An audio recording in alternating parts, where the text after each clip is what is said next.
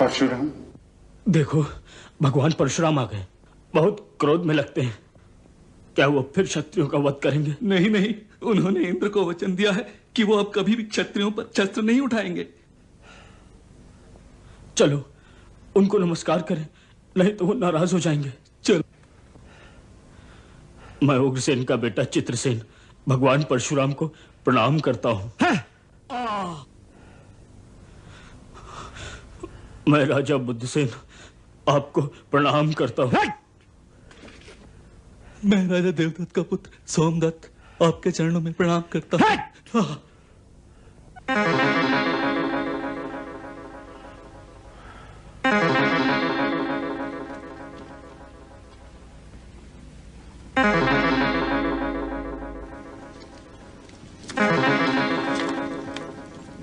मैं हर्षोल्लोमा का पुत्र जनक भगवान परशुराम के चरणों में प्रणाम करता हूं।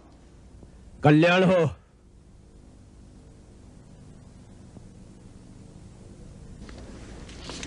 ये है मेरी पुत्री सीता, आपका आशीर्वाद चाहती है। सौभाग्यवती भव।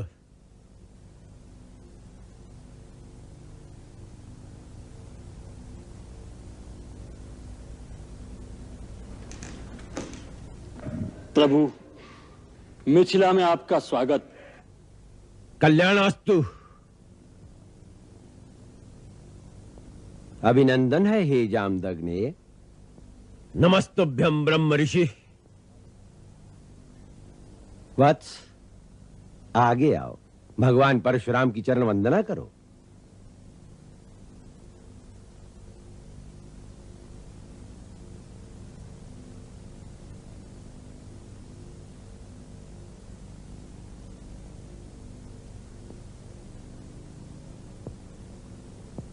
अपना परिचय नहीं दिया तुम दोनों ने। आप तो स्वयं भगवान कहलाते हैं और भगवान को अपने हर भक्त की पहचान होती है। यही सोचकर कि आप अपने इस दास को तो जानते ही होंगे, परिचय देना आवश्यक नहीं समझा। ये अयोध्या नरेश दशरथ के सुपुत्र राम और लक्ष्मण हैं। आप बड़े शुभ अवसर पर पधारे हैं भगवान। आइए, आसन ग्रहण कीजिए। इन मीठे स्वागत वचनों से तुम हमें बहला नहीं सकते मूढ़ जनक। हम महेंद्र पर्वत पर तपस्या कर रहे थे कि शिव धनुष के टूटने की घोर ध्वनि का स्वर सुनाई दिया। हम ये जानने आए हैं कि हमारे आराध्य भगवान शिव के धनुष को तोड़ने का दुस्साहस किसने किया है। बोलता क्यों नहीं मूर्ख? बता बता, किसकी मृत्यु हमें यहां लेकर आई है? जल्दी बता, नहीं तो जहां तक तेरा राज्य है वहां तक की पृथ्वी को हम उलट पलट करके रख देंगे। तेरा सारा राज्य नष्ट कर देंगे, भ्रष्ट कर देंगे। प्रभु, शिव के धनुष को तोड़ दे, ऐसा साहस तो कोई आपका दास ही कर सकता है। उसके लिए क्या आज्ञा है, आप मुझसे कहिए। सेवक वो होता है जो सेवा करे। जो शत्रुता करे उसे शत्रु समझकर उसे दंड ही देना चाहिए। जिसने ये शिव धनुष तोड़ा है वो सहस्र बाहु की तरह मेरा शत्रु है। सावधान जनक, विश्वामित्र, यहां एकत्रित राजागण और इस सारी सभा को मैं सावधान करता हूं कि जहां भी वो अपराधी छिपा हो उसे बाहर निकालकर खड़ा कर दिया जाए, अन्यथा हम उस शिवद्रोही को मृत्यु दंड देंगे। ये समझ लो कि तुम में से एक के भी प्राण नहीं बचेंगे। एक धनुष टूट गया तो उसमें इतना क्रोध करने की क्या बात है? हमने तो बचपन में कई धनुइयां तोड़ डाली, उस समय तो किसी ने क्रोध नहीं किया था। राजा के छोकरे, तनिक होश में बात कर। विश्व भर में सम्मानित महाशिव धनुष को बच्चों की धनुरियों के बराबर समझता है। ये वो धनुष है जिससे शंकर ने त्रिपुरारी का वध किया था। ब्राह्मण देवता, आपको धनुष और धनुष में फर्क दिखता होगा। हम तो क्षत्रिय हैं। धनुष बाण से खेलना हमारा नित्य कर्म है। हमारे लिए तो सब धनुष एक समान है। ढिठाई की भी हद होती है। लगता है तुझे अपने जीवन से मोह नहीं रहा। मुझे मोह है कि नहीं, परंतु आपको इस पुराने जीर्ण धनुष से बहुत मोह दिखाई देता है, जिसके टूट जाने पर आप बच्चों की तरह बिलबिला रहे हैं। रघुवर ने इसे हाथ लगाया और ये टूट गया। इसमें उनका कोई दोष नहीं। अब क्रोध त्याग दीजिए मुनिवर, बहुत धमका लिया आपने। लगता है कि तू अपनी माता को निपूती बनाना चाहता है। मैंने तो तुझे बालक समझकर अब तक जीवित छोड़ रखा था, और मैं आपको एक ब्राह्मण समझकर आपके ऊपर हाथ नहीं उठाना चाहता। हमारे कुल में ब्राह्मणों का वध नहीं किया जाता, उनकी रक्षा की जाती है। शठ अशिष्ट निरंकुश बालक, कदाचित तूने मुझे केवल एक वेद पाठी ब्राह्मण समझ रखा है। तू नहीं जानता कि मैं क्षत्रिय कुल नाशक, बाल ब्रह्मचारी, अति क्रोधी वह परशुराम हूं जिसने कई बार इस पृथ्वी को क्षत्रियों से विहीन कर दिया। क्षत्रिय राजाओं का सकल नाश करके यह पृथ्वी बार बार ब्राह्मणों को दान कर दी है। इस फरसे से मैंने सहस्र बाहु की भुजाओं को काटा है।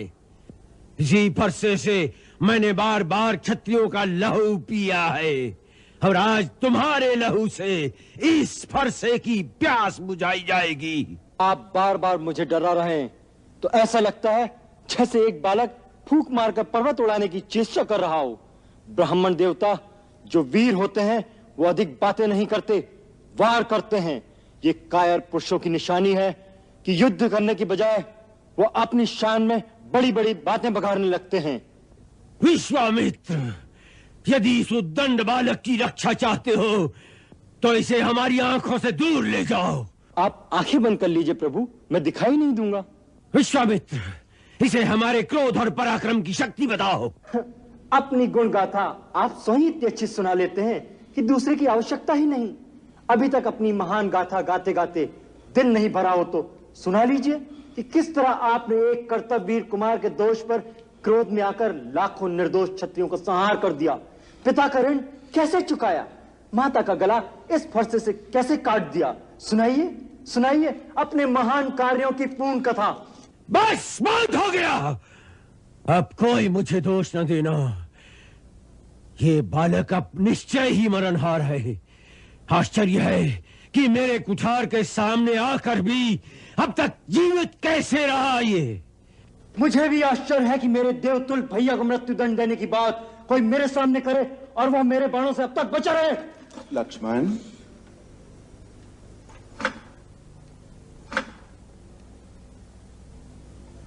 महामुनि, बच्चों के दोष पर बड़े क्रोध नहीं करते। शांत हो जाइए भगवान। तुम चुप रहो कौशिक नंदन। आपको क्रोध शोभा नहीं देता भगवान। यदि बालक कोई चपलता दिखाता है तो गुरु माता पिता उसका आनंद लेते हैं, रोष नहीं करते।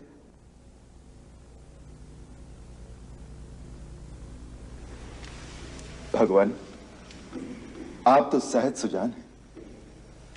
बालक की बातों पर ध्यान मत धरिए। और फिर उसने तो आपका कोई अपराध नहीं किया। आपका अपराधी मैं हूं। मेरे ही हाथ से यह धनुष भंग हुआ है।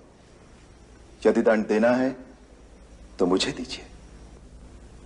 मुझे अपना दास समझकर चाहे मुझ पर कृपा कीजिए या क्रोध कीजिए या फिर मेरे प्राण ले लीजिए। जिस प्रकार भी आपका यह क्रोध शांत हो सके, मैं वो उपाय करने को तैयार हूं। तुम भी कुछ कम धूर्त नहीं हो। भगवान शंकर का धनुष तोड़कर अब मुझे ही ज्ञान सिखा रहे हो। उधर तेरा छोटा भाई तेरी सम्मति से मुझे भड़काकर, मुझे क्रोध दिलाकर मेरा बल क्षीण कर रहा है, और इधर तू हमसे हाथ जोड़कर बड़ी अनुनय विनय कर रहा है। परंतु ये छल कपट और नहीं चल सकता। तुम समझते हो कि अपने आप को राम कहने से तुम परशुराम का भी सामना कर सकते हो, तो उठाओ शस्त्र और मेरे साथ युद्ध करो। मैं तुम्हें निहत्था नहीं मारूंगा, वीरोचित मृत्यु का अवसर दूंगा।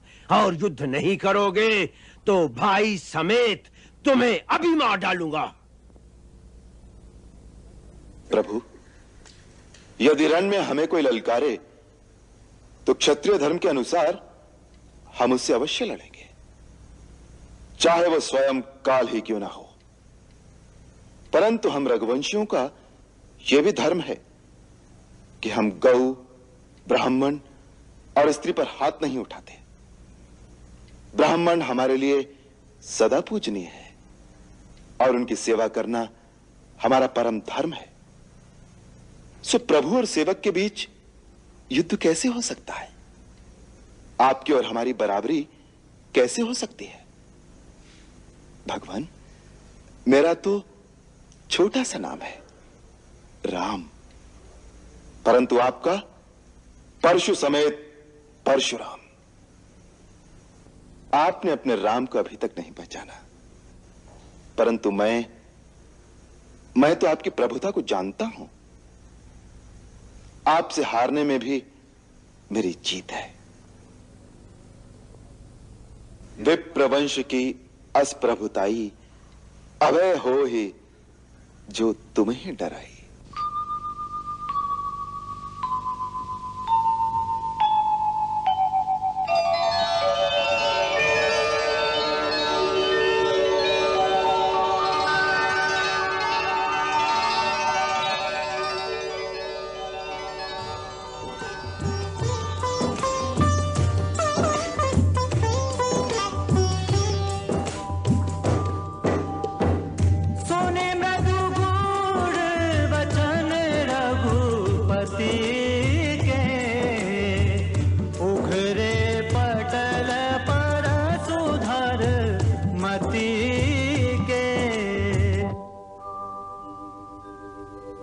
राम, ये धनुष है। ये धनुष विष्णु ने मेरे पितामह महर्षि ऋचिक के पास धरोहर रूप में रखा था। यदि विष्णु के इस धनुष पर तुम वान का संघान कर सको तो मेरा संदेह मिट जाएगा। मैं तुम्हें पहचान लूंगा। राम रमापति कर धन ले, खेचहु चाप मिटाए संदेह, खेचहु चाप मिटाए संदेह।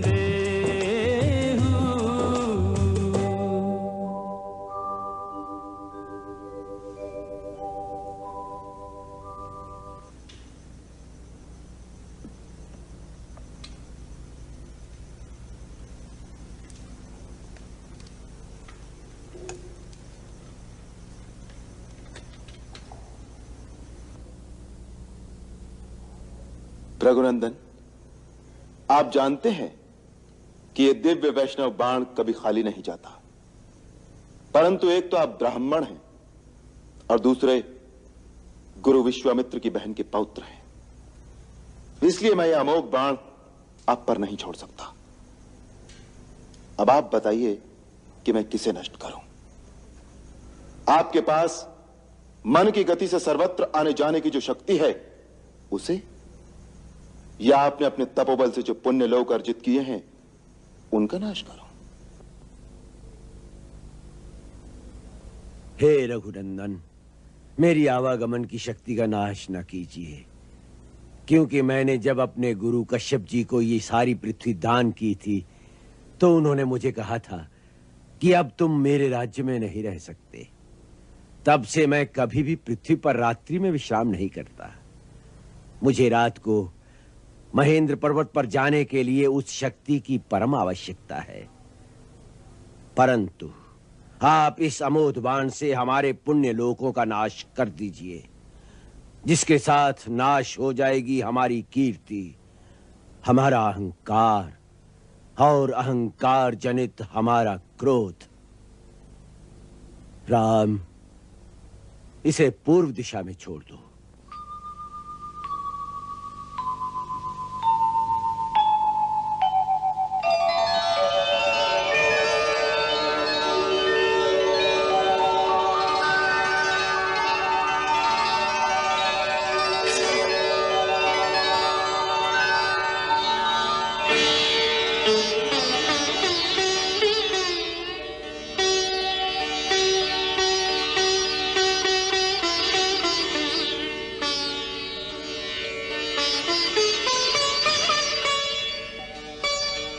जय रघुकुल तिलक, तुम्हारी जय हो।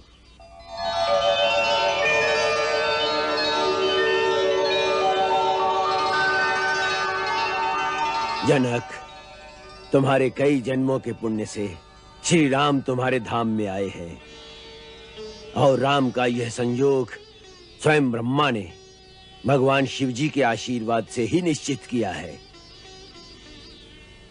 धूमधाम से ये विवाह रचाओ, इसी में आपका कल्याण है।